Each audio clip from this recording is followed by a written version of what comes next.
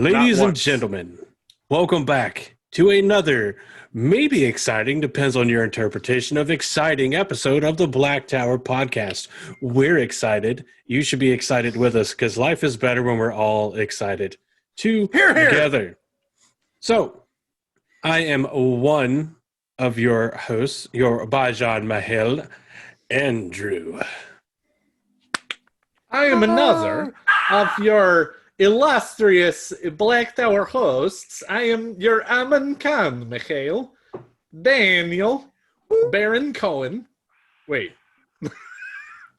And I am your Sorovan Mahel. I call the lightning. And tonight, you'll notice I'm drinking water. Because in these troubling times, it is important to hydrate. Hail hydrate! That's fair. Jesus. Okay. Intense Stare into stare. my Awkward soul silence while he begins. hydrates. But our three powers combined, we make up the Black Tower podcast. Your favorite Gotta get that tainty in sync boys, one of these days. the boys in black, all that lovely fun stuff. I say as I'm wearing a gray shirt that is not black, and we have Mushu Josh That's right. hanging Here out. we go. One of us is wearing I black, knocked my but it's Yeah. also ears completely and utterly the wrong property. My Disney headphones are black. doesn't own Watt yet. Not yet. Yeah. I will definitely have some Watt onesies when they come out. So, ladies and gentlemen, tonight I am the dragon. A Narg onesie? I am the dragon. I want A it. dragon! Dragon! Not lizard. I don't do that tongue thing. That's right. That's right. not yellow spotted lizard. I don't bite. I eel. Dude, those are among the deadliest creatures on the planet. They are. They are. As we Yep. learned in Holes. But to get some businessy type shout-outy things done right off the bat, do not forget to head over and check out the Great Blight Dicom. That almost Dicom. would be fitting considering what it is. The Great Blight Diet Come. Diet calm, great blight. Yeah. So go and check out thegreatblight.com. It's a fantastic resource available to everyone free of charge, thanks to the lovely work by Nablus and his team, where you can find all assortments of content creators, be it podcasters, YouTubers, artists, musicians, and the like, as well Including as... yours truly. Oh, The yeah. three of us. The Black Tower. So I got to say, this one actually has a special place in my heart because a couple of years back when I started looking for Wheel of Time content, he was the first one I found. So Nablus, you're my Nablus. Hashtag my Nablus. Is that a thing? Hashtag my Nablus? Yeah, I why mean, not? not my Nablus is probably a thing. Not my Nablus. But so go and check that out so that you can find other people to listen to when you're not listening to us and waiting for more content to come out. Also, make sure that you head on over and check out the Crystal Barista, who can be found where, Josh? Facebook.com/rockpick or crystalbarista.com. Yep. And So that go is, there. by the way, Rock Pick, both with K's. Yes. It's not Rock Picture. It is Rock Pickaxe. As in like a pickaxe, yes. She is our lovely, fantastic, and all-giving and ongoing sponsor. If it is nothing more or never was nothing more than letting Josh free for these like 2-ish hours. Stop buying things, guys. She's busy, okay? Yeah, No, don't stop buying things. Don't do it. Buy more. Don't. Buy more things. So go and check it out. Get check it out. all your fancy pretty rocks. Get your healing crystals, your warding crystals, all that kind of stuff that you may need. If you need it, and it is mineral/rock in origin, the Crystal Barista either has it or can get it for you and has fantastic customer service. And we know her personally, not as personally as Josh does, but we know her personally. So go and check that stuff out. Coming. The rocks are Everything getting rocks. hard. Please order rocks from the Crystal Barista. It's everything rock. It doesn't matter what your interest in rocks is. She can help you. Yep. Period. The next thing You may have already kind of seen me drinking from it. I would show it better on the camera, but with the virtual background guys. and everything, it's kind of hard to see. So I'll put a picture up right now. Oh, it's Oh my God! It's beautiful. Black Tower Podcast has joined the Frosty Mug Society. You can go and get your own Black Tower Podcast frosted mug or frosty mug, depending on how you want to say it and interpret it, I suppose. Frosty the snow mug. It just sounds like a frosted mug full of cocaine, which we do not advocate. I mean, Right. For Hell of a legal drug. reasons. For legal reasons, we do not advocate. But head on over we also to. don't not advocate. Just throwing that out there. It's your life. You're an adult. Make We your own definitely fucking don't decisions. advocate it because illegal, but we don't not advocate it because, Yeah. come on. But you can head on over to newcreationsbyjen.com. That is JEN, just one N. And you can find not just ours, but many other content creators, frosted mugs, as well as an assortment of other merchandise. And much of it updates, when it updates. It's not, she updates it whenever there is an update. It's just if anybody else provides an update to the merch being sold there. Fantastic people to work with. I'm working with them for something else that we'll talk about kind of here in a second. No, we won't because I can't talk about that. We'll talk about something else that I can talk about. So all that's happening, you can go over there, and it's not just a frosted mug. They have one of the things I love the most is they grayscaled our logo, except for the eyes. So you can get beanies and stuff that have a Black Tower Podcast patch that looks pretty dope in black and white. And I can't believe I didn't think of doing our logo in black and white at all. But it looks fantastic. Go and check them out. Tell them the Black Tower Podcast sent you, and shower them with love because Rob from Weekly Wheel News also helps out tremendously with that if you didn't already know. In between putting out his fantastic, only reliable news source tabloids. So go and check that out. The next It's big almost announcement. like when your wife starts a business, you are now part of that business, whether you like it or not. So the next announcement, and I'll put the flyer up right now, is the What a Holiday. What a Holiday charity live stream. It's going to be a 24-hour What live stream. in tarnation? Your ability with Sidene, Andrew. So Magical.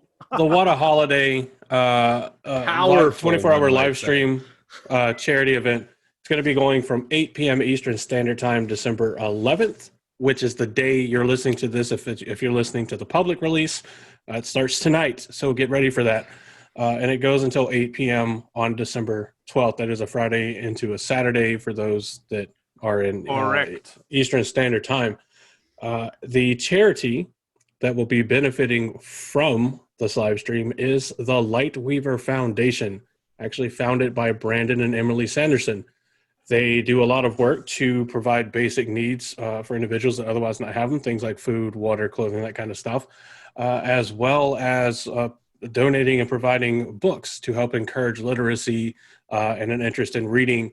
And they also, I believe, donate a tree to help raise awareness. Yeah. So their motto is Feed Bodies, Fill Minds, Fuel Hope. The Feed Bodies for basic needs, the Fuel Minds for the book donations. They support schools, prisons, hospitals, homeless shelters, and other nonprofits through book donations.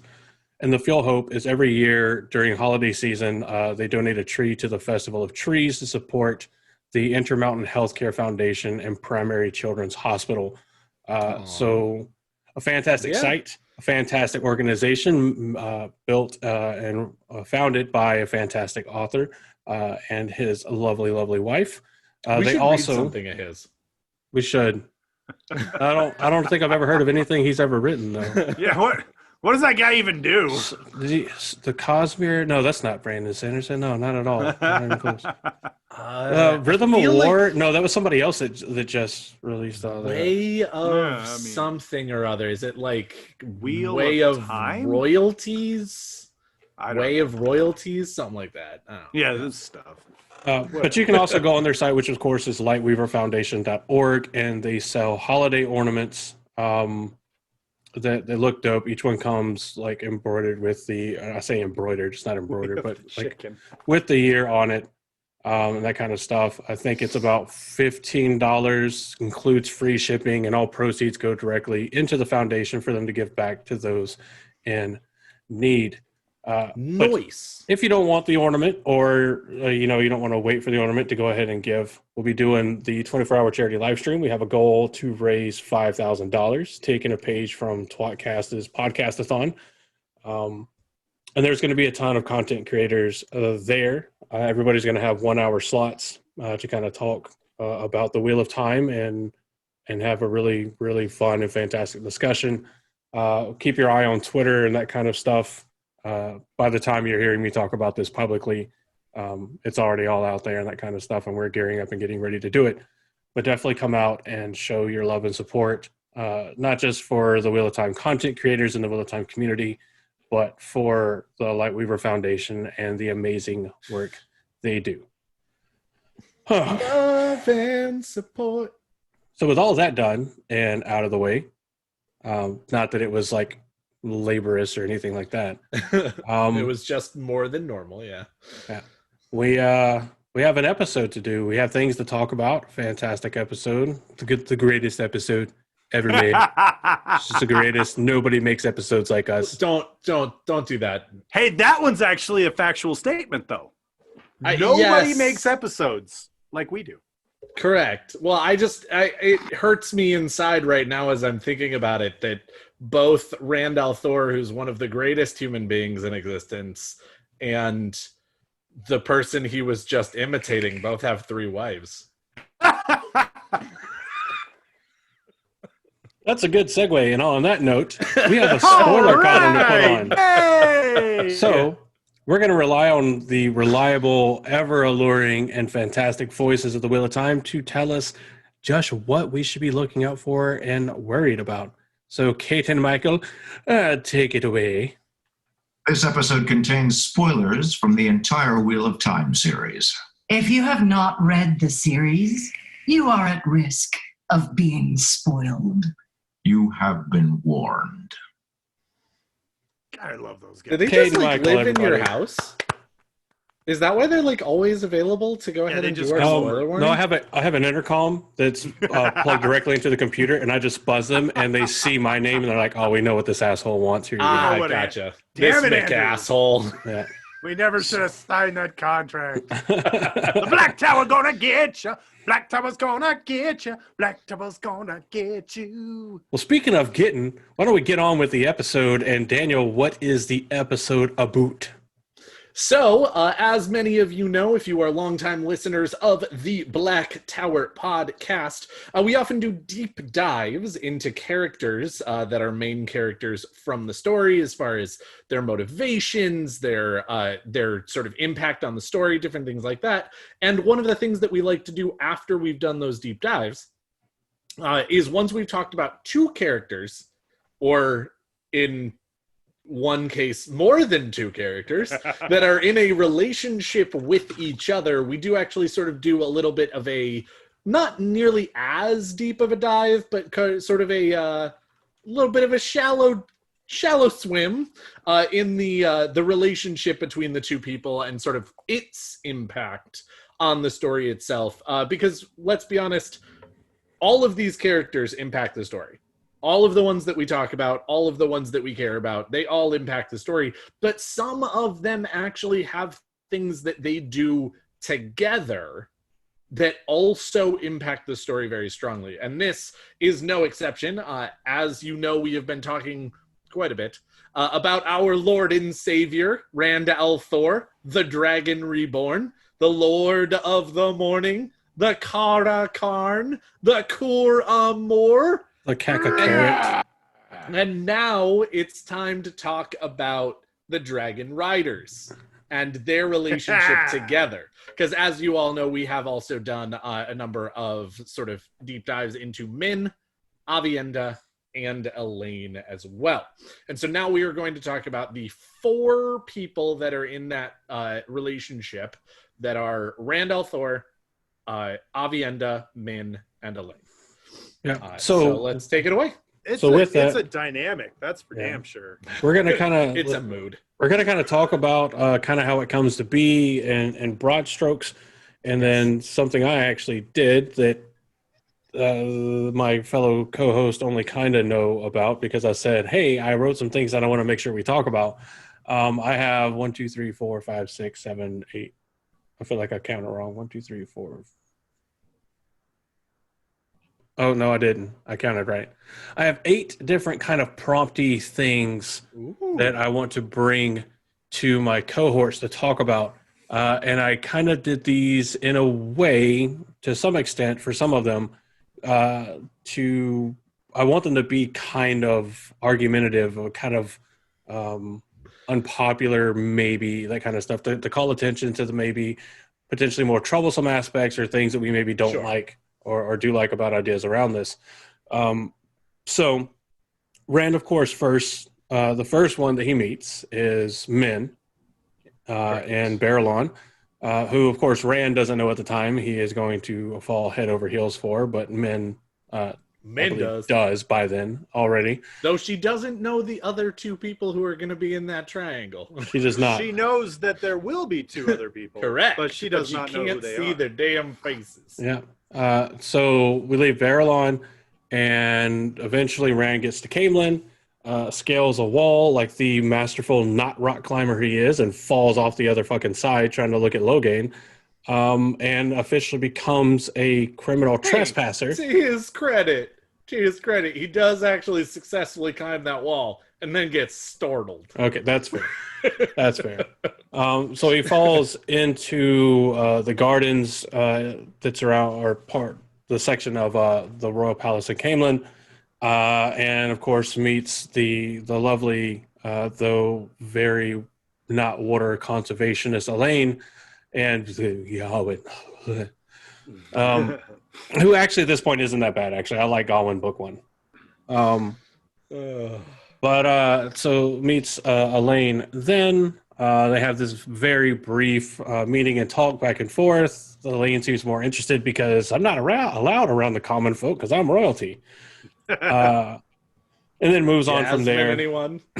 Yeah, moves on from there, and then Rand finally meets Aviendha. I should know when he meets Aviendha. Is it in the stone? It is. All right, so he meets Aviendha in the Stone of Tyr. That's when Rand meets her. She does Yeah. actually do a couple of other things before then with Yeah, other Nynaeve meets her characters. first. Yes, but Rand meets her in the Stone of Tyr. Yeah. And all of this is very nonchalant. Nothing spicy gets started between any of them quite yet, except for while in the Stone of Tyr, Elayne is there. And I have a topic to get onto that with that kind of area, so we're not going to go too far in it. But that's when the romance really seems to kick off, and everything happens, and the conversation happens between Rand, Elayne, and Egwene. And Egwene's like, I got to let him down gently. And Rand's like, oh, thank God you fucking said it. She's like, excuse me, motherfucker, what? Excuse me? No. No. It was okay when I was breaking up with you. You're not allowed to break now up it's with not me. okay when you say that you're okay with it. You're You not were breaking up supposed with to me. be I'm breaking up with you. You were supposed to be devastated. I'm insulted by how well you're taking this. So this all happens, and then Rand and company, minus Perrin, move off to Rinion, much to Aviendha's dismay. And then after several things happen, she gets stuck to Rand's side by order of the Wise Ones, who she is now an apprentice for, and is told to just, teach him the ways of the IL and everything, because obviously he doesn't know. He might look like us, but he's not us. All that kind of stuff. Until eventually the warrior princess of this world panics, opens a gateway, and flees into the fucking snow. And then in a wonderful igloo, Rand gets stuck to her inside. Where Rand sees that wonderfully tanned booty running off through a gateway and says, gotta go after it. So, Tan booty. yeah. So then we get the sex igloo scene that happens in Fires of Heaven, thus cementing it as the best scene and best book of the series. Welcome to my TED Talk. So all that happens. By the way, you did actually miss something that I think is actually important, and I just realized it, which is why I said this. Min actually does know that she very much is in love with Rand by the end of book 1. Because he shows, or sorry, not book 1, book 2. By the end of book 2. By the end of book 2. I was about to say book 1. That is. Is that after? Book 2. Book is that 2. after the Battle of Falma? Yes, after the Battle of Falma. Yes. She goes and picks him up off the floor and puts him in bed and stays with him and gets threatened by Lanfear for it. Yes. Kind of. I mean, if anybody gets a shining recommendation to watch over their goods, Lanfear gives it to Min without Rand. But at the same time, she's also like, you only get him for as long as I allow it. Then promptly and leaves. Then you better exit quick, because otherwise I will literally skin you alive. And I mean, it's not quite a dox of Kyrian. Who the fuck is Aviendha? Yeah, but, exactly. Well, because technically, I mean, like, I think Lanfear knows that Min hasn't slept with him yet. In here, she knows that nobody else has slept with him yet.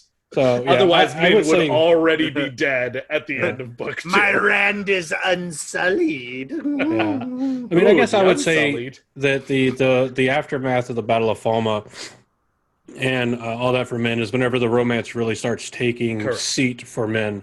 Though Rand is just like, I just killed the Dark One. Nah, motherfucker, there's still 12 books. Motherfucker. Well, and of course, it is interesting because in book 3, before Rand decides to fuck off to the Stone of Tyr, he does actually spend a not insignificant amount of time around Min, and you definitely feel like they get a very deep friendship at that point. But I think Min, it's again one of those situations where, like, we'll talk about more about this later, I'm sure, but Min has extra information. Aviendha has extra information. Rand's just fucking fiddling in the dark for, like, everything. And so both of these women are like, I don't want to be in love with you. Oh no, I stubbed me toe. I don't actually really want to be in love with you, but also I very much know I will be. I don't really have a choice here. The future says I will be in What future? And what common trait, what common personality trait do all three of these women have that Rand lacks? Confidence, capability. Like, these are successful, competent women in their own right. And then there's Rand, who's like, there's a point where Rand gets dangerously some confident, sheep. actually. But I'm going to stave off. I agree. Small parts of the conversation here indeed. Because the prompts I have, I guarantee, keep going. will be much a topic of discussion. Because again, while Min figures out at that point that she is in love with him, Rand does not yet understand that he. She's in love with the boy.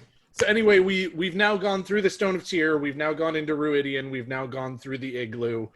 We come back from the Aiel Waste. Yeah. Andrew, continue.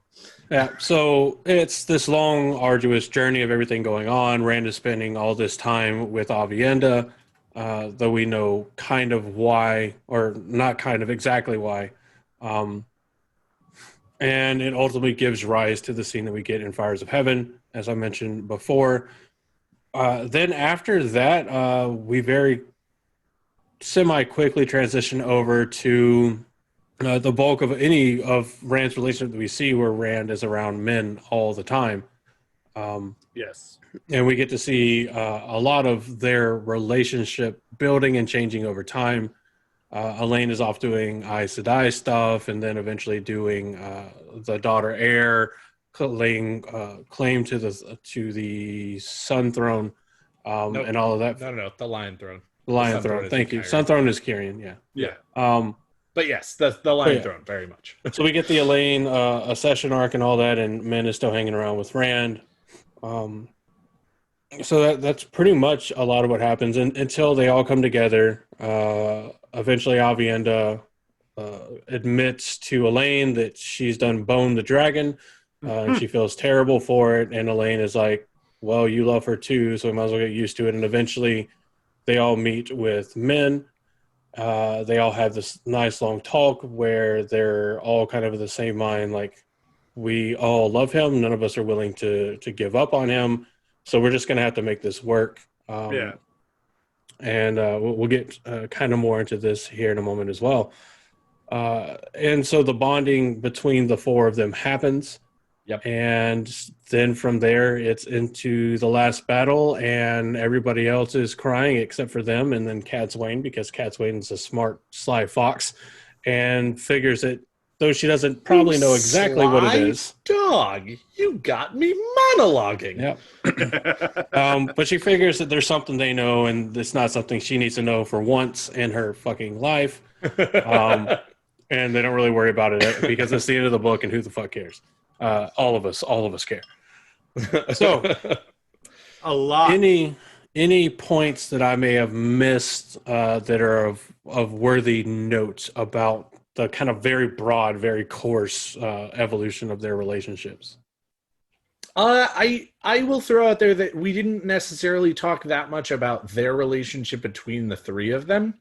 Because that actually does flourish a lot during the books. Obviously, Aviendha and Elayne actually become first sisters, literally with a whole bonding ceremony of their own. Right. Min actually ends up spending a not insignificant amount of time with Elayne, I want to say. Is it Elayne or Aviendha that she ends up? Because there's one that she actually spends a good amount of time with, and one that she doesn't. It's Elayne, yes. Yeah. Because Min and Aviendha don't really get a chance to spend a lot of time together at all. And I will say that again, while certainly not nearly to the extent of First Sisters, and especially not even talking about the bonding ceremony, but like even just the connection and the love in so many ways that Elayne and Aviendha have for each other, Min and Elayne do actually have this like pretty intense connection. That it's maybe like second sister kind of like level of like they are actually very, very close. And so you do actually get this feeling that really, when it comes right down to it, I appreciate the work that Robert Jordan did in putting all three of these women together in a way where it makes some sense. Yeah. I will say that when the time comes for one of them to stand aside, none of them can. Yeah. And yet none of them can't. Because they're all kind of standing there being like, I love him too much to stand aside, but I also love you too much to hurt you. And now I have no idea what the fuck to do because I'm stuck in this situation where I can't have what I want, but I also can't have what I don't want. Right. And so I do really very much appreciate Robert Jordan's thing there, because I think that's one of the things that a lot of authors sort of fall into of these, like, not necessarily like polygamous relationships, but like everyone wants the hero. And sometimes you're sitting there being like, why? Just for starters, like, why the fuck does everybody want this absolute ponce sometimes? And also, like, why do any of them care about each other? Mm-hmm. And I don't feel that way about Robert Jordan's story. And I mean, like, again, there are aspects of it that I get and I appreciate, and there I run into where I'm just like, oh meh. But like, again, overall, I definitely feel very much like Robert Jordan did a good job of not falling into as many of those traps and actively trying to avoid them. Right. All right. So let's start diving into these prompts that I have. They are in a haphazard order. I literally wrote them as I thought of them. Great. So here we go. The first one. We get to see a very stark contrast in between how Perrin treats his relationship with Fael and the culture that's backing her and how she treats the culture that's backing him, we see a very stark contrast with how Rand, Min, Aviendha, and Elayne handle their relationship, which can be somewhat surprising given the multiple different dynamics. I mean, we have Rand as, an Andorman, but a Two Rivers man predominantly. We have Aviendha as an IL. Two Rivers man. And then we have Min as a Andorran commoner and Elayne as Andorran nobility. And they do a much better job, or they do, I think, a surprisingly well job than what you might would expect from such drastically different backgrounds of accepting and dealing with this polyamorous relationship. That is the prompt. Well, Do they? well. So That's how they talk. I think They just didn't really fight that much over all getting married together. Well, first off, Min has an advantage because she knows her predictions come true. And I think at one point in time, she even says it. Like it or not, it's going to happen. So I need to figure out how to deal. Yep. Aviendha has a little bit of an advantage. Yes. Because of the culture she comes from. It's a commonality. It's a common thing in her culture. Like first sisters and sister wives and blah, blah, blah. Like they do that. That's their thing. That's kosher in Aiel. And the one person that really doesn't, because they don't talk about it a lot in the books, which is, nobility having a spouse and concubines or, Even whatever. multiple wives. Yeah, or even multiple. They don't really discuss that a lot with the nobility in the Wheel of Time. So, well, and of course, again, it is one of those Elayne- things where in real world, yeah, the vast majority of kings absolutely have that. The vast majority of queens don't seem to. right. And Yes. again, that is very much a like our world's kind of thing that I'm not trying to necessarily throw into the Wheel of Time. Well, I'm but not trying they to say it don't- shouldn't be acceptable, that it wouldn't be Right. acceptable, that anything like that. But I am saying that it is an interesting thing where all of us are kind of coming at this from an idea of your own morality aside, of Right. whether you actually think that it's okay or not. The vast majority of kings through history have absolutely had the queen and then many other mistresses of some form or another that they have also had, quietly or even sometimes not so quietly by their side. And there is less of that with queens throughout history, but it definitely doesn't not exist. And for the purpose of this point, I was just going to say that Elayne may be the only one who is at a bit of a disadvantage to accept this type of situation because they don't really address the multiple partners that nobility sometimes indulge in at all. Yes. Like for all intents and purposes, if you look at it or interpret it as written on the page, which a lot of these people love to do, nobility in the Wheel of Time were strictly monogamous. Though, I mean, even more gays. Poor naive soul. Shadi went ahead and brought up a really great point in our Discord. And if you're not there and you're not a Patreon, you should be, because then you get these things right now. Well, of monogamy seems to be a very a solid through line on the page. yes. Incest of some kind of sort, not so much. That seems to be, or not so much. Also seems to be pretty fucking normal in Watt royalty as well, which also is accurate to our world in some ways as well. Indeed. And the final thing on that was that it was just going to say even Morghese had several lovers throughout her time, and that was fine. But she only had one at a time. Sorry. Yes. Let me knuckle my mustache. Do it. Do it. Great reference. Can you imagine I that like just it. knuckling your mustache is just conform. Just punch yourself in the face, man. Use the blood You as, want as styling too. stories? I have and stories. it is interesting because, Let me again, tell you about the time I got the 9-horse hitch. it is kind of funny because you say that sort of Elayne might be at the most disadvantage, and I think that you might be right. But it is also funny that, like, Rand, the one who's at the middle of this whole polyamorous thing, the whole time is standing there being like, I'm from bumfuck nowhere Andor, and my daddy taught me right, and he said you have one wife until that wife dies or you die. And then maybe you get another And then one you after never she's ever do dead. anything ever. Right? Listen here, Randy. The And only then way you get a maybe you second get wife another- is if the creator decides to take your first one and bless you with another one, all right? Don't you disgrace this family. I'll and beat your again, ass. even more, like, look at that even Yeah. further, is that Tam doesn't. I don't think that Tam teaches Rand that he shouldn't, but Tam never does. Tam is hung up on Cariel Thor for the rest of his goddamn life. He doesn't take a wife ever again. And so absolutely, we're talking about, kids watch your example even more than your words. So Tam is probably telling him, along with the vast majority of Emmons Field, that you have one wife. And that's what you get.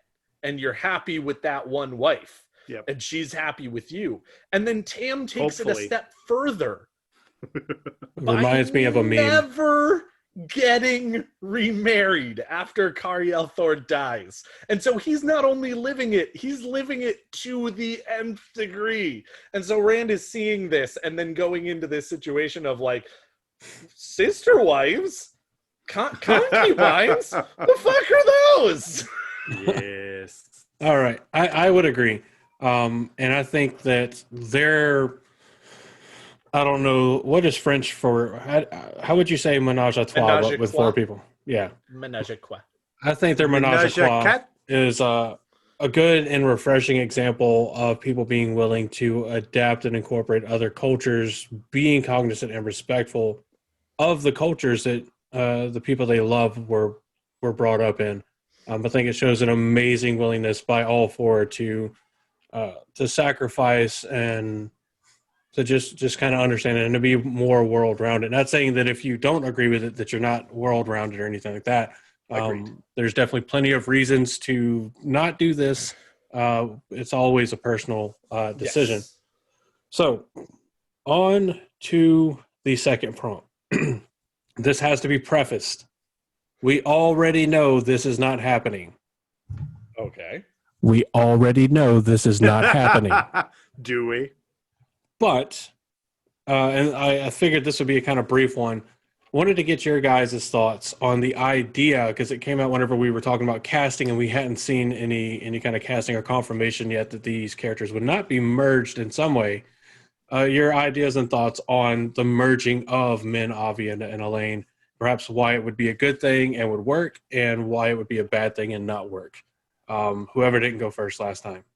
Go ahead, Josh. Say that one more time. Hold on. I'm wrapping my head around this. So we know it's not happening. We've already got that confirmation from Rafe. Right. But when there was the theory that Min, Aviendha, and Elayne would be merged into a single character, Right. What are your thoughts on that? Polygamous relationship. as okay. to how it potentially could work and could be a good thing, and how it maybe would not work and would be a bad thing. Oh, God. So pro and con it. Okay, I'm going to pro and con it. Go for it. Out loud. And I'm going to say, out loud. Okay, I've done it. You go, Daniel. All right, so I'll do mine out loud. No, so to pro it, Send me your Venn diagrams. I'll put them on the screen. to pro it, you've got,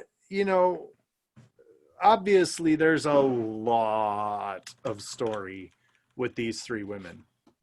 And oh God, it's so difficult to write such depth for 3 different integral characters into a TV show. I mean, that's going to be a trip as it is.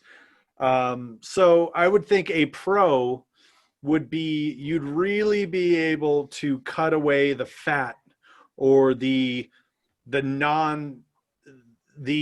things that are not necessary about each character, as well as you'd be eliminating story points that were no longer necessary because they were story points that were interacting between those three characters. So a pro would be, I think, a leaner, better story, a simpler story, I guess. Well, and a when you're leaner story. looking for It things was a to simpler cut time. out, Yeah. definitely the idea of turning three characters into one is beautiful for a, you know, If you could- My Swiss Army Pull wives. it off. Yeah. Yes, the Swiss Army wife. So Pull out the Aviendha attachment. But yes, now go ahead and con as it. for the con, there is just so much that is so perfect. I mean, there's the con is, I think, probably the same thing, is that you miss out on so much. I mean, there's a lot of really great interactions with those three, with them and with other people, and I think each of them bring something different to the table that is necessary and essential to the story. And I think that combining those three into one character you'd miss a lot of that. Yeah, I was gonna go with a similar con, but I'll start with my pro, and it's along the same lines, but it is that it makes it a little bit more accessible for any audience. Because if you personally have any moral objections to a polygamous relationship, likely you'll probably still be able to watch the show. Likely. Yeah. But there are some people who actually take it to the point of they feel like they won't be able to watch the show because of this relationship. And that will be really unfortunate for those people. But when you're talking about production and when you're talking about a television show and you're trying to get as many people excited as possible, you do have to think about those things that make it less accessible for literally every person in the world to latch onto and be able to relate to the story. And there are definitely people who are going to be, and I'm just using this accent because it's fun, not because I think these are the people, but definitely like the man can't have three wives, fuck this show, I ain't watching it anymore kind of thing. Whereas the con is very much all three of these characters are doing things in tandem. Right. Or sorry, not in tandem, at the same time. They're all doing things simultaneously, not in tandem, simultaneously is the word I was looking for. And therefore, how in the world do you crunch that much story into a single person? Because they can't physically be in three places at once. And now you've got to get really weirdly creative, which again is not impossible, but really hard to figure out how in the world one person now does all of the different things. Because as you guys know, we did like 5 episodes on Elayne and at least 4 on both Aviendha and on Min. That's a lot of shit that they do in the story. Indeed. And that much impact on the story trying to be boiled down into a single character just is production wise in some ways and script wise just kind of untenable. And I will also completely agree with Josh is that all of them have such intense character that trying to cram that all into one person now is unbelievable. Yeah. I don't believe a character that is Avi and Elayne, because it's just too much for a single person to be. Yeah. And so, yeah. Andrew, what are your thoughts? For me, the obvious pro is you have a better ease flow of continuity for the show when it's always the same significant other. You're not trying to balance all the relationships in your head, which is honestly that's a pro and a con, because I think it's a disservice to the people that have read the series and the people that are only going to watch the series.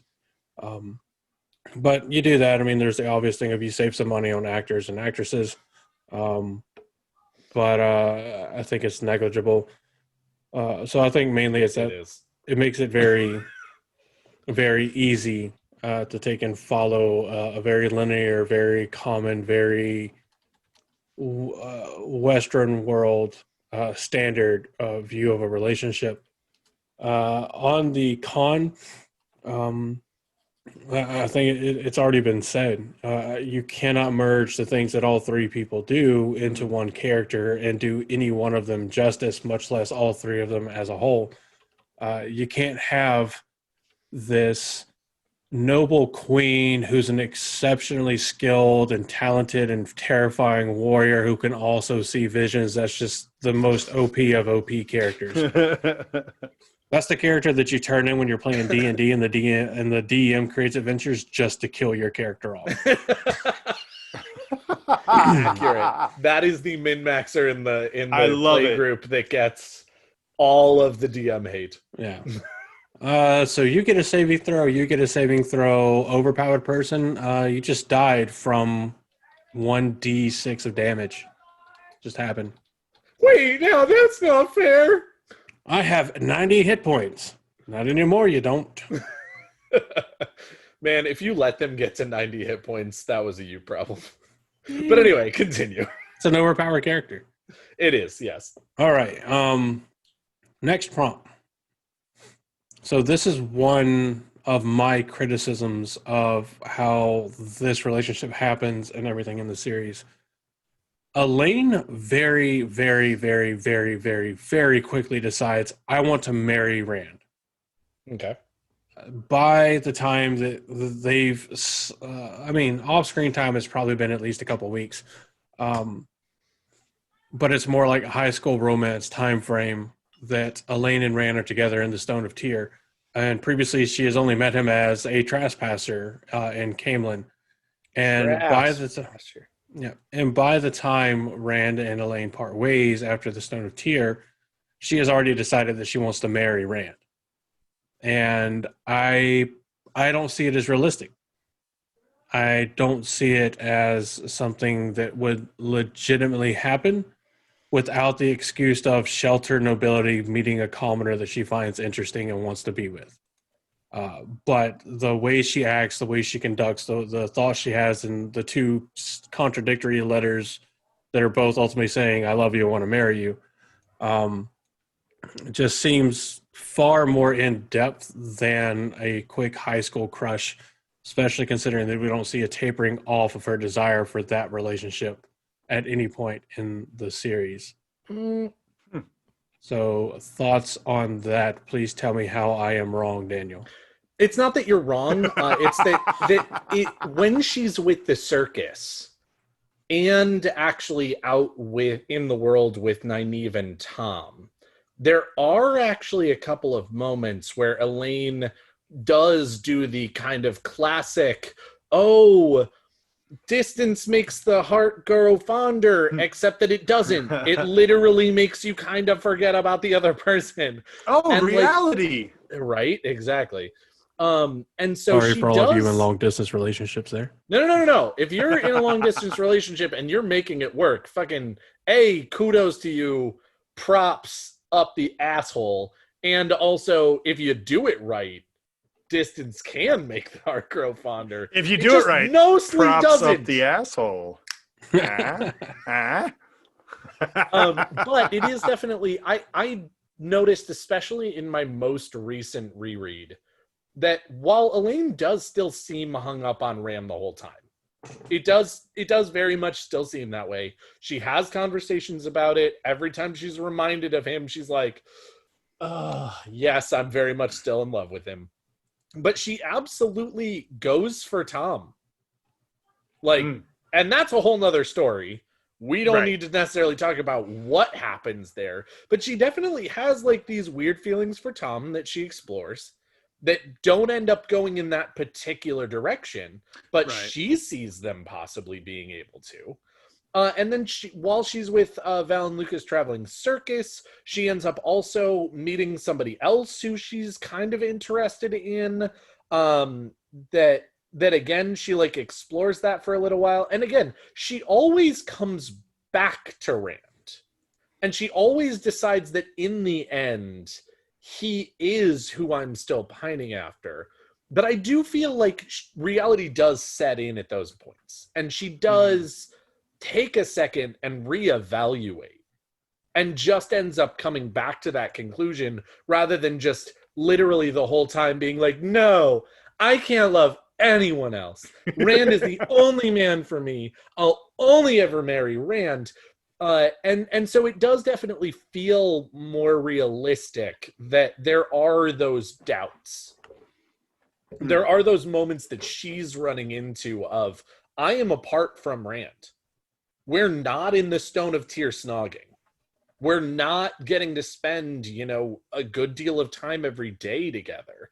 And these feelings that I have are actually real. Because they were not that high school, we're just making out in the corners, and I'm only into you because I'm horny as fuck kind of like relationship and teenagerness.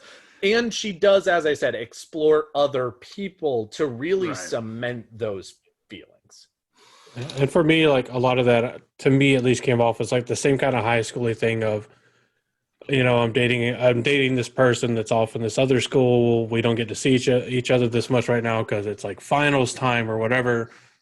They're probably doing, stuff with other people, kind of like an absence, and you wanting to fill the void is kind of how I read it.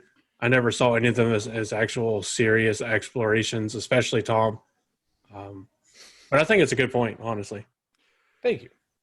Also, I will throw out there that I read it one way. That is not the only way to read it. And when Brandon Sanderson comes down from on high and says, "Hey, Daniel, go fuck yourself," it's what Andrew said. I will not be surprised. I will. Andrew's already used up his one, called it right. So you could probably be pretty confident over there, Daniel. But Josh, what are your thoughts? Tell us what you think of Wise Mushu. Did I mention I'm the Great Stone Dragon? I will go forth and fetch Elayne.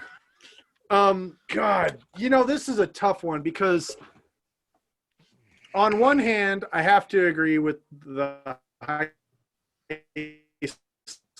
school horny, it's sort of an exotic thing, right? She's like, ooh, because one thing everybody likes to dismiss about Elayne that I absolutely love about the audiobooks is that snooty, snotty attitude that Gawain and Glad have. And then everybody's like, oh, but Elaine's not like that. She is, okay? No, she is.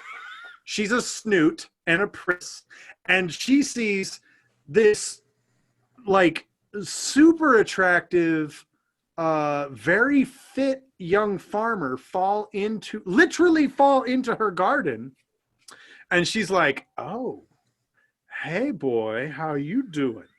She is a woman in control. She is a woman royal of crown power. brings all the boys to the yard. He also knows that he's at her mercy entirely because he is a peasant in the royal garden when he should not be.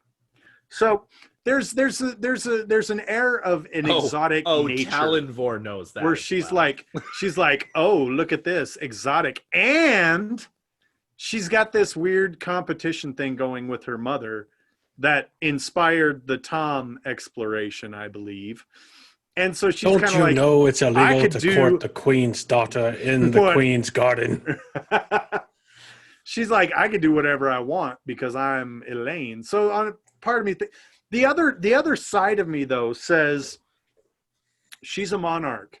She has been trained to rule her entire life. She has been trained to be decisive. She has been trained to be very critical of people's character. And so when she says, this little shepherd boy is not only is he fit person, and I'm not going to rule out some sort of affinity for channelers sensing fellow channelers. I believe that there's going to be some of that in play. I know they have it with Sidecar, but I think it exists. I'm going to say it exists. So I think it's both ways. As her training, her entire life as a monarch gives her the ability to say you, especially after she learns who he is. She can say, "Yep, you. Nothing will secure my reign better than you. So you're mine. I'm taking you. That's it. End of story." So I don't know. It's kind of a half and half there. I'm kind of divided there. I think I'm going to lean more to, I believe that it's more feasible, because even if she didn't like him, I cannot believe that she would not be like Elayne. Probably not as forward as Elayne, but going, this is a person who's powerful that I need an association with. There's Not no as forward. one as forward as Elayne. Not The as only forward, person but who's she as would forward not as pass up the Elayne is opportunity. Grandal. And No but one I'm saying flexes tits like Barrelon. the only thing is No is one's that she ass is incredibly thick as Barrelon. Barrelon's a city. Elayne is the. You know what I mean. is You know what I mean. whatever.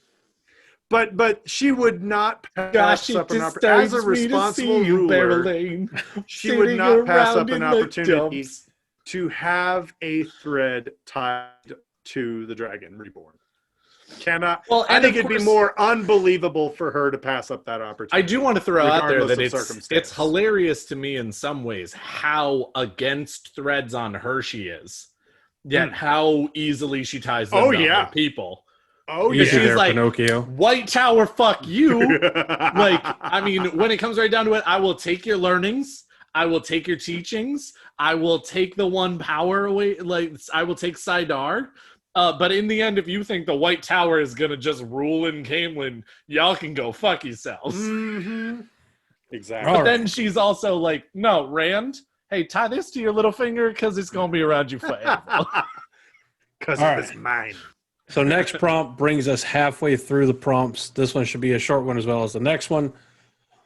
This one is, do the women see each other as platonic sisters, or is there more to it? Do they see the situation as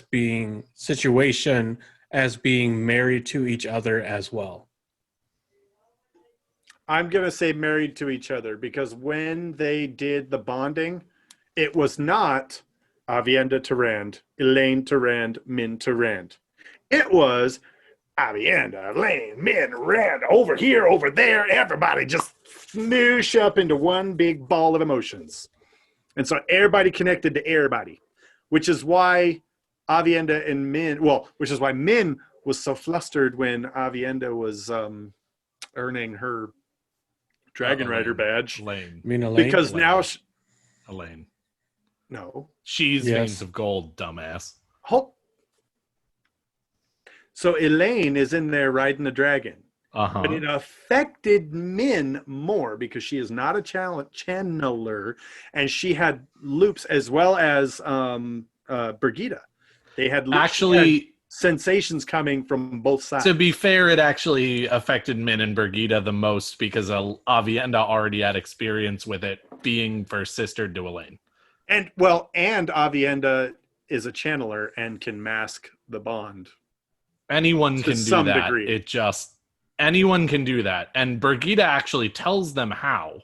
Ah. It's Brigida who explains how to do that. She's just not capable because it's so fucking gold. Well, there you go. Either way, Yes, either no, way, I agreed. You I make a think- good point. I think they view themselves as married together. Now, are there some? That was my question. Andrew, I would like to actually ask you the same question about married to each other. We'll go into the rest in a moment because I think that's actually a separate question. But Andrew, do you think they are platonic or married to each other? Well, I don't think the two are mutually exclusive. But I think they see it as a marriage to each other. predominantly because of the way the IL polygamy works. I think that is very much the backbone of how the relationship is formed, founded, and treated. Mainly because obviously Aviendha being IL and Elayne's enamored status with IL culture, and with her first sister. Do I think it's platonic? No.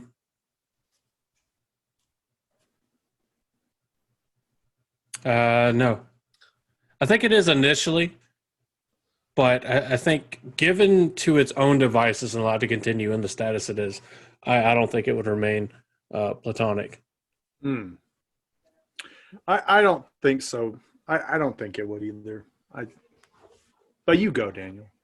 Well, I was going to say that I absolutely think that they don't each think that they're married to Rand. Josh already brought up the fact that they don't just choose to each bond Rand.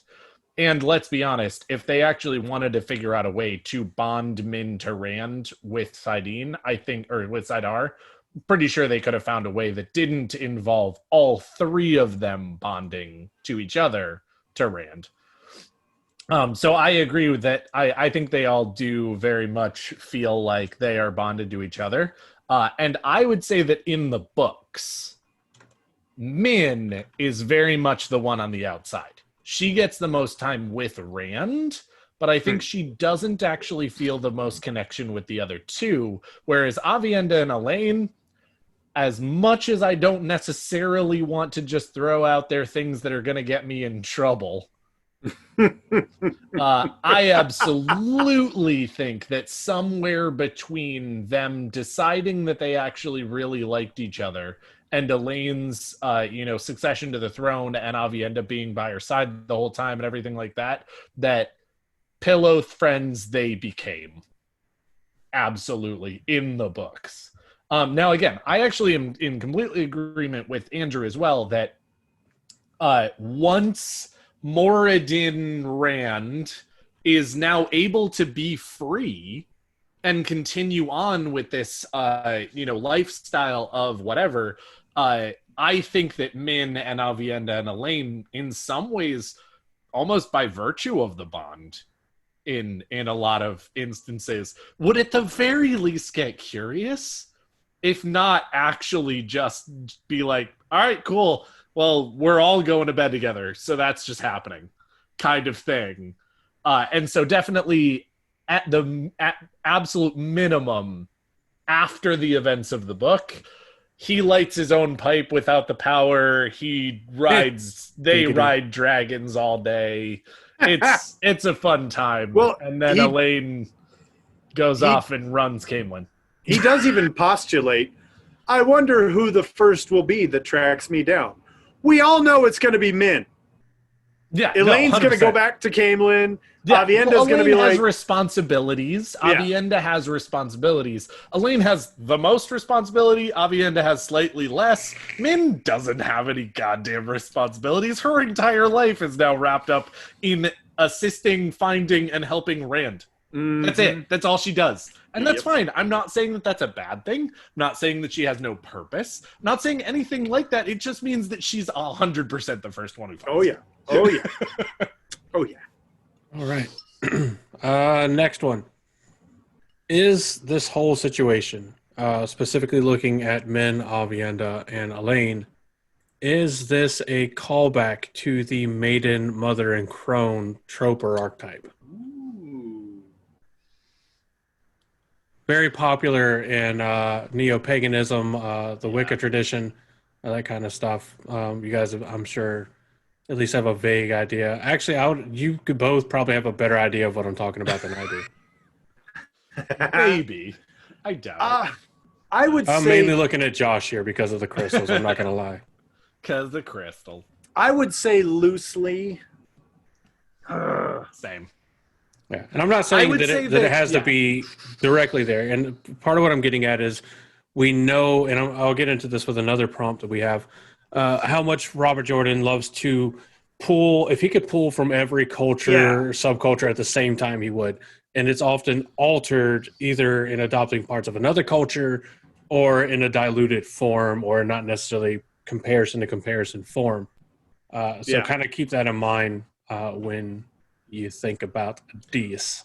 I would say, that Robert Jordan was probably influenced by that, but I don't think it was a direct pull. I definitely don't even think that Robert Jordan sat down and went, all right, how do I use this in the story?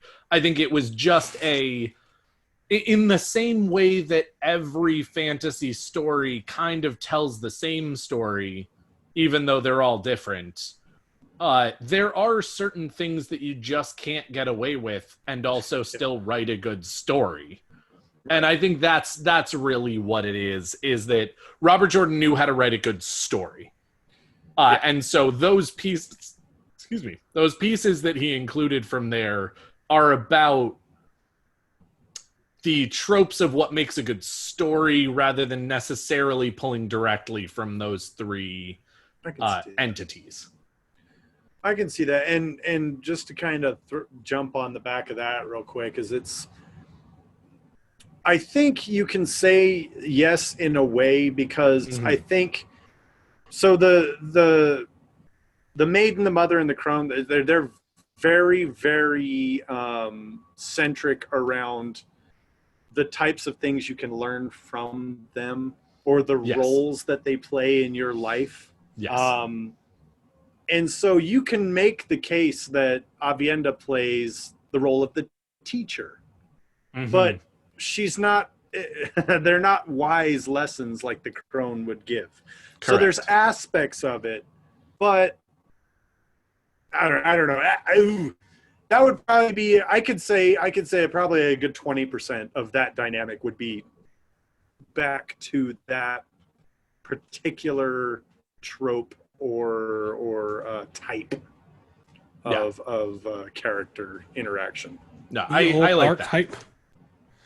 So for anybody that's kind of curious as to exactly, or I don't want to say exactly, but relatively what is meant by this kind of triple goddess kind of idea. You see this triple deity kind of thing prevalent amongst many different religious and cultural backgrounds. You see it obviously in Christianity with the Holy Trinity. You see it in Celtic traditions with like the goddess Brigid, potential name there. Right. You also see it in Greek mythology with like Hera and that kind of stuff. But generically, the maiden in Wiccan tradition, it aligns with the crescent to waxing phase of the moon, represents a youthful phase of a woman's life, time of growth reflected by the waxing of the moon. Also represents beauty, fresh potential, and new life in human beings associated with qualities of innocence, youth, self-confidence, intelligence, and independence, and with activities relating to exploration, discovery, self-expression, and creativity. Right. Who does that kind of sound like? I feel like you just read a horoscope and it makes me angry. Reading this from wicaliving.com. So. Elayne is what gives me that feeling. Yeah. So then you have the mother, known as the giver of life, aspect most associated with manifestation. The mother is considered by many, for example, with the Wiccans, to be the most powerful of the goddess's three aspects. That's why it is associated with the full moon. Correct. And it was a mother goddess archetype that inspired Gerald Gardner's vision of the divine feminine. That kind of stuff. Also associated with forests and fields flourishing, young animals growing into maturity. Associated with nurturing, responsibility, adulthood, and the fullness of life. To me, that sounds closer to men. Yeah. But again, these are really great, but in some scenarios in the story. Yes, because of course, definitely there are moments where all of them embody the crone. There are moments where all of them have their stamp their feet moments at Rand being stubborn and being a teenager throwing a hissy fit at his absolute imbecility. Right. And other times where they are the most nurturing person in the world and give him exactly what he needs to become the man he needs to be, kind of thing. And so I Somehow definitely I'll see the make a dragon parallel, out of you. right? And I definitely see the parallels, and I very much appreciate, their sort of addition to the story. But it definitely feels more like Robert Jordan just wrote good characters, and Yeah. they also have really good parallels to other great characters that have been written before. Yes. No, I can get behind that. I like it. All right. On to the third to last, but the longest prompt I have. I went down a bit of a rabbit hole on boy. this one. All right. Give me 1 second. 1. Clear my nasal passages. Quality content you've come here for. At least I muted for it. For those of you that I don't know if you can hear it or not, I actually am sick, have been for about a week. Something like a head cold. So sue me. I swear you will go broke in the process because I have nothing for you to take. All right. Not even dignity. Oh, All right. So this rabbit hole started. I mean, he's not wrong. for all of the things that I've said about you, Andrew, for the last, year and a half, almost 2 years, I think that one was the one that hurt me the most. And it wasn't on a even scale about me. on a scale of no diggity to an overwhelming amount of diggity for the self-respect I have, or dignity that I have, rather, it's like negative diggity. I owe people diggity. I think that is my absolute favorite Who Wants to Be a Millionaire question. All right. Some diggity. So this question started An with overabundance of dignity. So this question started with a prompt of, why does this work? Why does this work for the series? Why does this work as a function of the series, looking beyond just the pure humanism of the characters? Is it because of the plot story connection between aspects and needs of Rand that correspond with the women, with men being the one that kind of ties him down to his humble roots and kind of soothes his mad or savage nature? Aviendha that develops him as a warrior, as a more culturally rounded person, instills a very concrete idea of honor within his mind, as well as also being a reluctant channeler that can relate to his own reluctance to channel. Then with Elayne, with her links to his ruler status and the teaching of him to be more than he sees himself as, to make the hard calls as a ruler. And this is where the rabbit hole starts. Because this is where I found something that I hadn't thought about, but makes a lot of sense as I think about it. The possible link between Luz Theron and Ileana. The names Ileana and Elayne are almost anagrams. We do see that Elayne and Ileana's hairs were literally the exact same color, kind of portrayed partially by Ileana's nickname of Ileana's sun hair. Ileana is a variation of the name Elayne, Elaine, from Arthurian legends, and we all know how much Robert Jordan loves his parallels and mythological inspirations. And there's also something we said about how Aviendha and Elmendrea's names are kind of similar to Ileana as well. So part of that actually, now that I'm reading it again, doesn't fit this fucking question at all. It's more of like a tie-back possible explanation as to why Elayne falls in love with Rand and wants to marry him so fast. Because after doing some reading and looking and stuff, I could fully buy onto the idea that Elayne is actually the reincarnation of Ileana. Elayne! It doesn't roll off the tongue nearly. Yeah, it doesn't, but it's close enough. But I mean, so it brings me to that. So it was more so the connection between a similarity between Elayne with a Y, Aviendha, Elmendrea, and Ileana. Which sounds more similar, like phonetically, whenever you think about how the names all sound together. Lead in some credence to the connection between Elayne and Ileana. Put down the pussy. We're in the middle of a recording. Well, that is not a phrase I ever thought I would fucking hear, but all right. But I'm happy that I heard it here first, folks. Yay! Live on BTP at 5.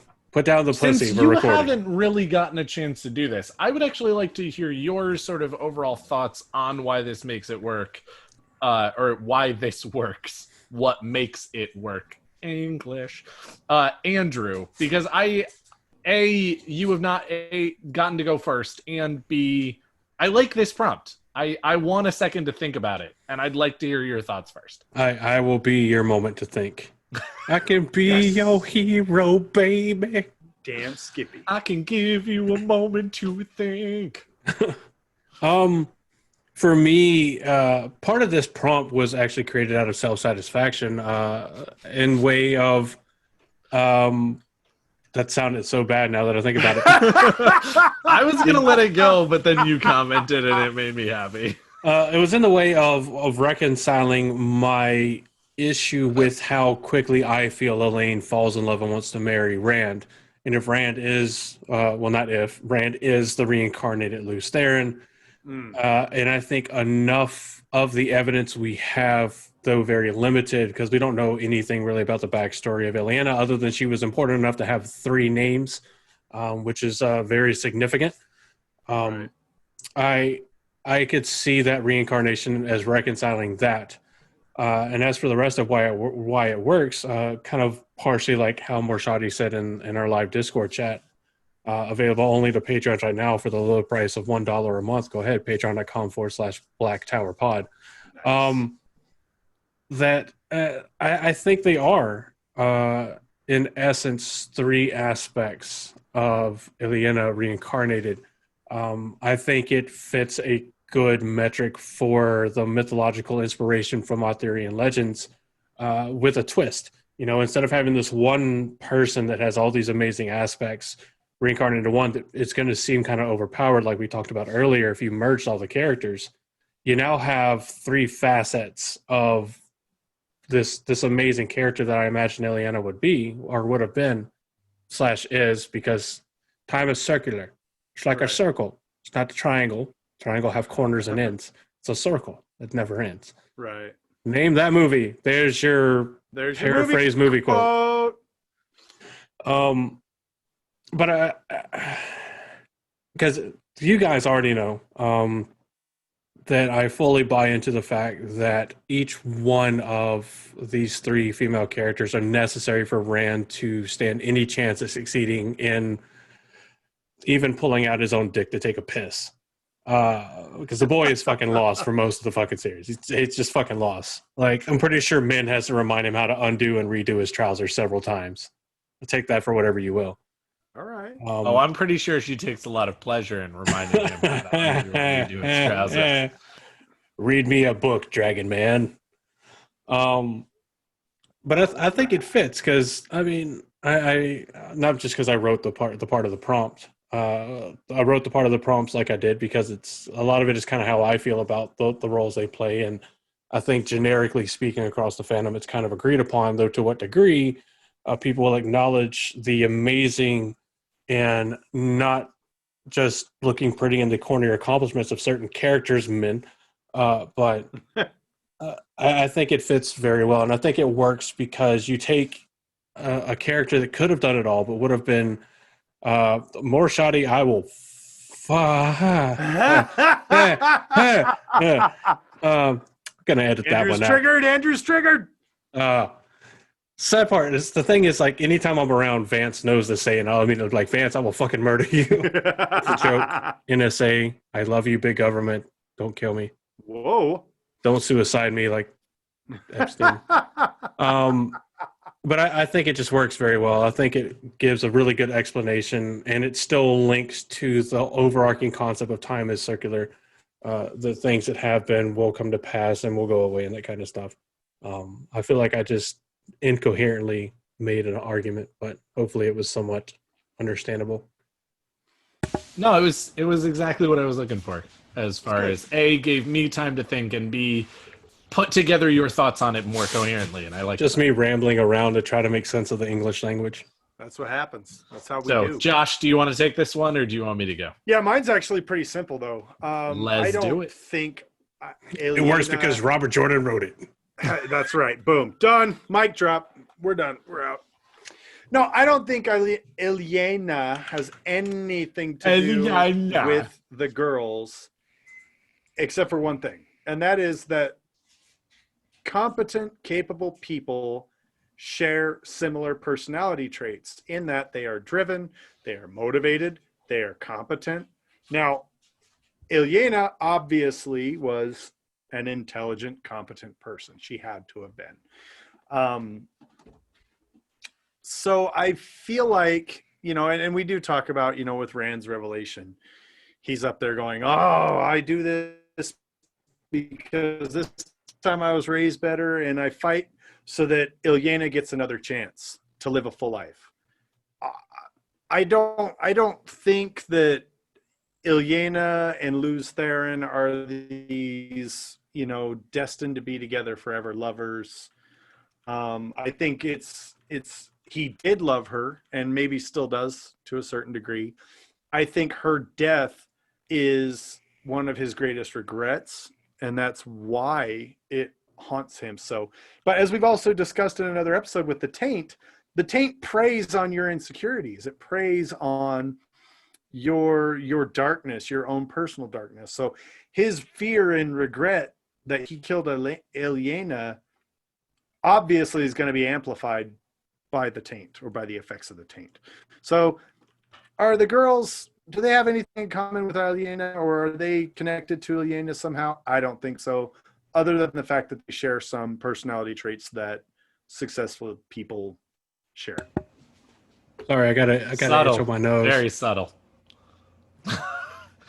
It's funny. I actually, again, Poke myself in the eye.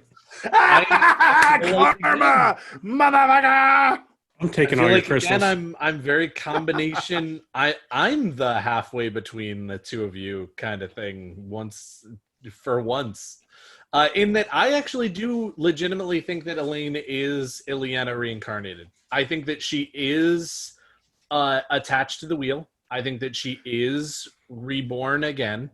And that is one of the reasons that Elayne does fall so hard for Rand, and that Rand falls so hard for Elayne. Now, I also, to your point, think that that's one of the reasons that Min and Aviendha end up entering the equation, is that, real recognize real kind of thing, and that Luz Theron is running around looking for capable people, and he ends up finding fucking 3 of them. Then, quick thought I just had. Sorry to interrupt you because I'm an asshole. Elayne is the reincarnated body. Men is the reincarnated mind. Too far. Aviendha is the reincarnated soul. Too deep. I like it, but too far.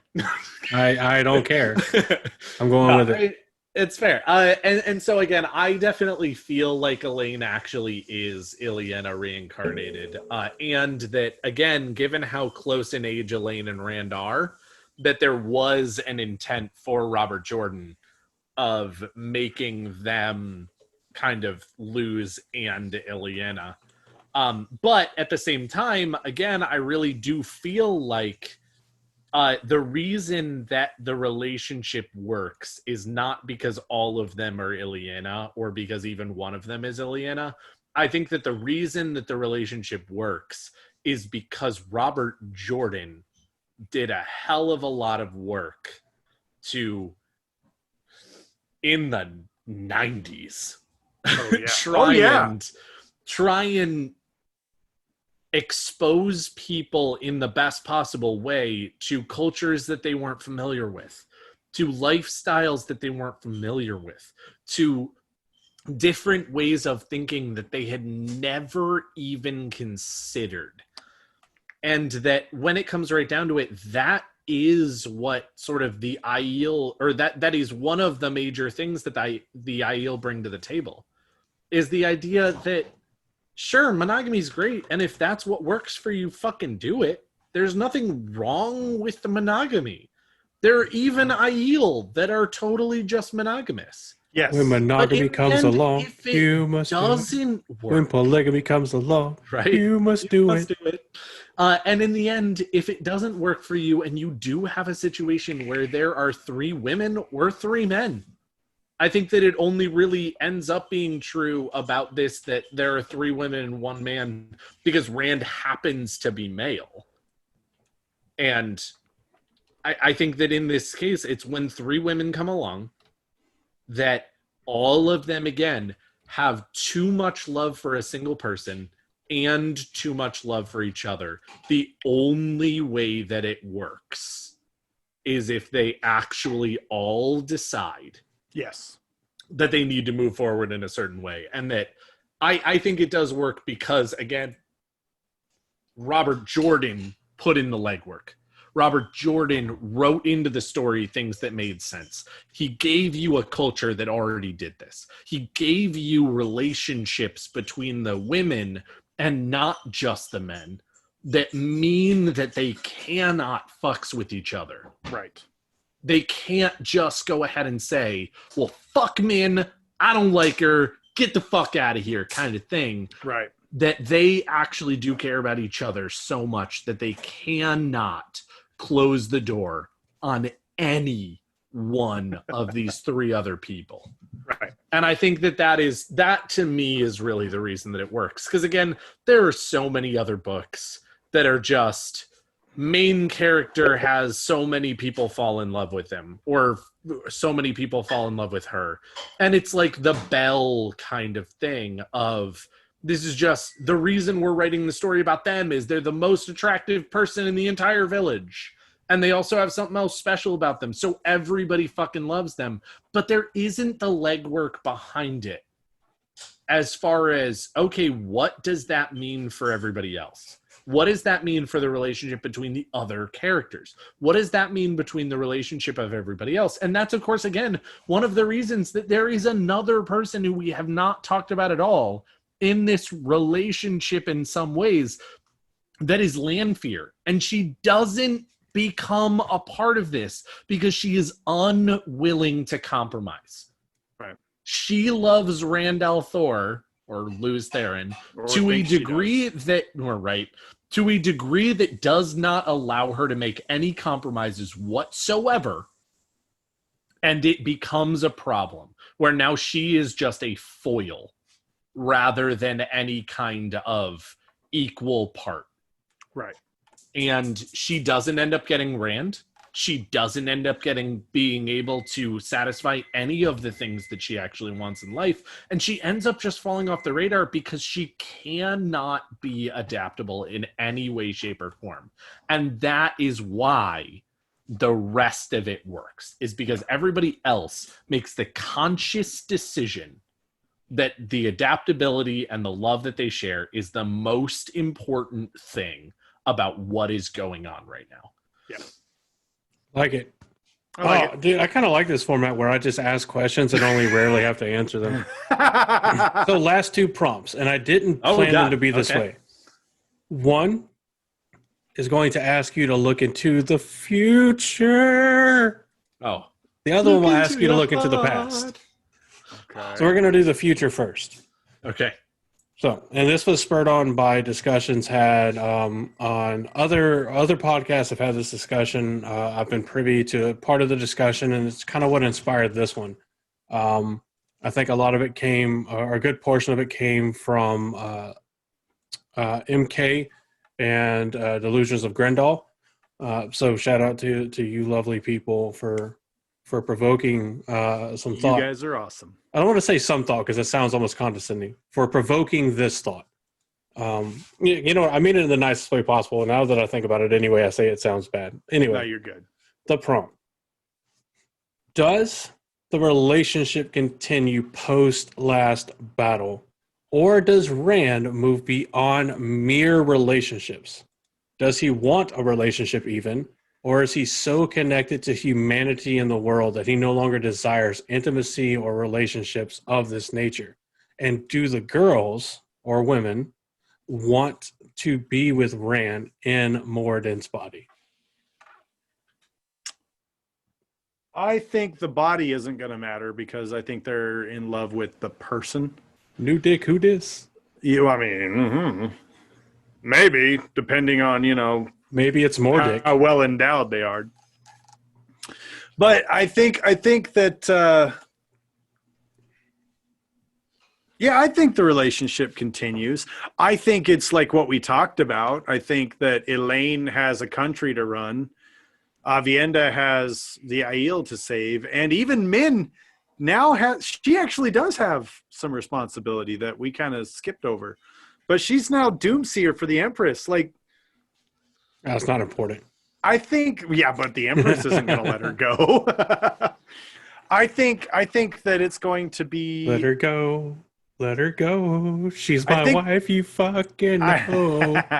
I think the feelings will endure, but I don't think that their actual interactions, be that intimate or not, will be frequent. I believe they will be few and far between. Interesting, because I actually have the opposite. I think that is what grounds Rand of the world now. In that, again, I do think that he actually did ascend or, whatever, in so many different ways during the conversation with the Dark One. Even after his already kind of ascension in some ways on Dragonmount. And that when it comes right down to it, I agree with the fact that the body doesn't matter. And let's be honest, I think Moradin is actually described as a relatively attractive young man as well. So, like, it's a different attractive young man, but it's the same. Yeah, that's right. And so when it comes right down to it, it's not like he's actually it's not like he switched bodies into like a hideous, horrible beast of a person. And so again, when you fall in love with a person and their body changes, but not that drastically, then the answer is, yeah, you keep loving that person. The question I have, which is kind of a related question, is, does the bond die with Rand's body, or is it connected with his soul? I think does the new Moradin actually have a bond? Well, that's a good question. I think it's stuck with him. I think you're, on one hand, you'd think it. You have to kind of think that it did, because Elayne, Min, and Aviendha are all like, we know he's still alive. Yeah, not only that, but they're not completely devastated, and that's actually what tips Catswain off. Yeah. But at the same time, something fucky is going on. But at the same time, doesn't that mean that any person who's ever been a hero of the Horn with an Aes Sedai is connected to them forever, given that it's the soul rather than the body? And when you get reincarnated into a new body, wouldn't that soul still be connected with everyone it had been connected with? There's an argument to be made there for his sentiment and sensations at the very end of his life in Rand's body could have conveyed all they needed to know. Yeah, that's true fair. too. That's true. But anyway, I definitely think that Rand now has nothing to do. He's free, and as free as you literally could possibly be. He has the most power that anyone could ever imagine. He can think and light his own pipe. He can think and be in Shan-Chan. Like, it's not hard for him to go wherever he wants and do whatever he wants. And I think that in the end, he ends up living out literally the rest of his days just spending time with the six people he cares about, which are Matt, Perrin, Elayne, Aviendha, Min, and Moraine. I could see it. All right. So now let's have a look into the past. Are there any potential other relationships that would have served any one of them or all four of them together better than the one between the three and Rand? No. What do you mean? I think I know what you mean. Is there, so toss aside for a moment the idea that they need to be together for the last battle to go off as it did. Assume that is not a factor. Assume it purely from a human interactive kind of standpoint. Are there other relationships that could have served any one of the four or all four of them collectively together better than the one they had? No. I'm in full agreement with Daniel on this one. No, I don't believe so. I think the way it happened was the way it had to happen. And I don't know of a way to make it make sense any other way, or at least to be a good story. Well, and when it comes right down to it, I really appreciate, again, the way that Robert Jordan kind of ties up with the bow enough different things like this, in terms of, like, the only other really people that we have for Rand are Elayne and Egwene, one of which makes a lot of sense and one of which doesn't. And neither of them make enough sense to supersede any of the ones that he does end up with. And then if you kind of look at the other three's stories, again, they all have their dalliances in terms of people that they could have been with. Right. And all of them have drastic lives before they meet Rand that are full of probably people that they could have ended up with. But as far as the story that we're given, and even sort of, again, not just reading the words on the page, but actually even reading into it additionally, I don't think there's anybody that we get any inkling of that works better and is any more beneficial than the one that we ended up with. With the story as it is, I think it's... Yeah. I'm not saying that it couldn't be. There are definitely people who are there where, if, to be completely honest, I know that it's a little weird, and let me throw out there that I am aware, and please don't get on me, but don't at me. If you look at it as age is just a number, I can actually see Tom and Elayne getting together. I can. I legitimately can. It's a but at the nobility same time, again, I feel like that doesn't serve nearly as well as Moiraine and Tom. And if Moiraine and Tom are together, then Elayne and Tom can't be kind of thing. Yeah. And so when it comes right down to it, I will throw out there that that's not a totally fair answer, because there are maybe a couple of people that I can see being very good for the, somebody in that relationship, but they're also with somebody else who I actually think is better. Even Egwene. Whoa. Because while I don't think that he is a good person, I do actually think that the relationship as written is really good for Egwene. Sure. I'd agree. I couldn't think of any others, honestly. So yeah. But nobody was ever written to be like a potential other true actual lover for Rand. Accurate. When you take the series as a whole. Yes. Yeah. And that's kind of what I was saying, is that I'm not saying that there aren't people who could have been written that way. If Robert Jordan had decided to go that direction, there are plenty of other people like Elayne or Colliver or, a number of other different people that he sort of like threw out there on purpose as not right, that could have been right if written differently. But again, the point was that they were written the way that they were to be wrong. Right. And so the story that so we doing got, now they're right. Wait. But perfect. Yeah, so I that's what I love it. I like it. That's all the prompts I have, which turned out pretty decently. We didn't go too far over what we normally do. Pretty decent. I thought it was a different way of talking about a big relationship, or any of the relationships, rather than just, I like it.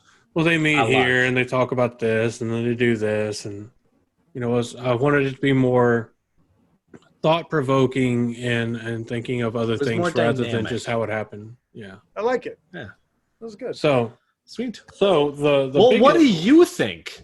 That is really important, guys. Everybody who's listening, what do you think? Oh, really? Okay. That's exactly what I was about to say. Engage with us, please. We're desperate for your approval. We're desperate for your input. Just tell us what you think. No, definitely come on by, see us on our Discord, go to our website, things like that, and tell us what you think. We really do I mean, literally, you heard it Don't hold tonight, back. and you very Be well honest. may have heard it in many other episodes. We reconsider things that we think when other people on the podcast talk. I can only imagine what would happen when we reconsider what we think when people not on the podcast end up going ahead and inputting their views as well. So please tell us what you think, whether it's Discord, whether it's forums, whether it's anything. Come on by, see us. We'd love to hear what you guys have to say about this and any other episode that we've ever done before. Please go ahead and give us your thoughts on life, the universe, and everything Wheel of Time. Yep. And so one of the things that you guys may have already noticed by the time you're listening to this publicly or not, what we're going to do is, since we want recording everything a week early, is if news comes out about the Wheel of Time TV show and stuff like that, we are now going to start featuring a segment every Wednesday called BTP Reacts. Tower Podcast Reacts. Well, I say every Wednesday that there's news, that something has happened that we feel is big enough to talk about. If we don't talk about something, that doesn't necessarily mean that we don't think it's big news or good news or anything like that. It just may not be enough that we feel is conducive reactable. Yeah. So for this episode, by the time you're listening to this publicly live, or not publicly live, but publicly out there for everybody to hear, that video on YouTube will already be posted. So if you haven't checked it out, head to our YouTube channel and check that out. Also, feel free to request BTP reactions if something happens in the BTP or in the Wheel of Time community and you want to know how BTP feels about it. Hit us up. Yep. Indeed. We'll react to it. That you can do. And for all of this, you can head over to blacktowerpod.com, or is it blacktowerpodcast.com? Nope, it's Black Tower Pod. Okay. POD. Forgot for a moment there. Go to blacktowerpod.com and you can find us in the forums there where we can talk about episodes and pre-recordings and all that fun stuff, as well as super easy to click links to all of our social media, including YouTube, where you can go and find our videos and that kind of stuff. Go ahead and subscribe to it because we know that's why you're clicking on it. And, just let us know. Tell us everywhere. Tell us on Twitter. Send us an email. Tell us on Instagram. And put it in the comment section on YouTube that you want us to react to this piece of news, or you want to hear us talk more about, XYZ piece of news. And we can probably fit an episode somewhere to do it. Though, of course, we cannot, reliably say the timeliness since we record a week in advance. So that is the thing. Also, I feel like we haven't really announced this big yet, but we're now members of the Frosty Mug Society. Correct. We are members of the Frosty Mug Society. Your beginning. BTP Frosty Mug. Well, I said we haven't done it enough. He did. Oh, that's fair. Creations by Jen has done it. She's amazing. I'm putting it on our website tonight so that you can go to our website, blacktowerpod.com, and we've got links to our merch store that's already established. And we're also going to be having Creations by Jen. She does have some other things on there for us, which are super awesome that you guys definitely need to go check out. Yep. But get a Frosty mug. That's the big important. Indeed. Frosty mugs are the best. Thank you, everyone, so much. Has anybody got anything else? Nope. So after you finish listening to this, if you listen as it comes out, remember that tonight, as you were listening to this publicly, the 11th of December, the Wata Holiday Charity 24-hour live stream is kicking off at 8 p.m. Eastern. So make sure you head over there. Because even if you cannot donate, there will definitely be something for you to be looking out for. And that's all I can say about that. And it's also just going to be super good content. I mean, even super with fun. Literally nothing else, it's going to be super fun content. Come by, say hi, be part of it, enjoy yourself. And then if you find some, change in your couch cushions or, whatever event ends up happening that you could be part of, you will be there at the time that it ends up happening. And I can guarantee and I'm going to say this with confidence, even though we're not even doing all 24 hours. I will say with confidence that you will enjoy yourself. Oh, You will enjoy yourself. Oh, Yeah. But to wrap up this episode, we've loved having you here. We can't wait to see you here again. I have been.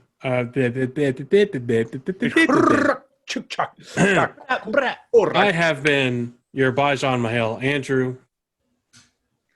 I have been your Sorovan Mahale, Josh, or Mushu, as the case may be.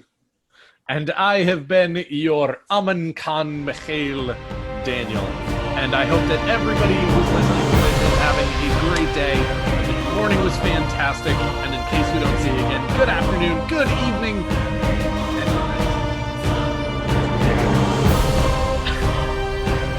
Or don't. You're an adult. Make your own decisions.